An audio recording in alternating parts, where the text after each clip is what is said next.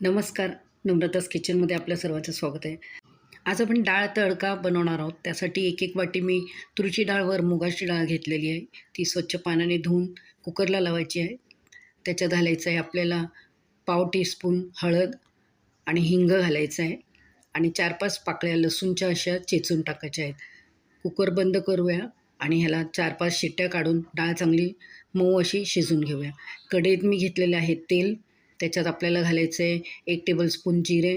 जिऱ्यानंतर घालायचं आहे 1 टेबलस्पून आलं आणि लसूणची पेस्ट. कढीपत्ता घालायचा आहे आणि तिखटासाठी मी घातलेले आहे लाल सुकी मिरची. 1 कांदा घातलेला आहे बारीक चिरून आणि 1 घातलेला आहे टमॅटो. आता हे सर्व साहित्य आपल्याला चांगलं परतून घ्यायचं आहे. ह्याच्यात घालायची आहे वरून थोडी कोथिंबीर आणि हे सर्व आता एकदम मिक्स करून घ्यायचं आहे. आणि आता आपण जी डाळ शिजवून घेतलेली आहे ती सर्व ह्याच्यात घालायची आहे. ह्याला चांगलं एक उकळी यायला द्यायची आहे. मीठ घालायचं आहे चवीप्रमाणे आणि ह्याच्यात घालायचं आहे आपल्याला 1 टेबलस्पून बटर. एक उकळी आणूया ह्याला आणि वरून कोथिंबीर घालूया.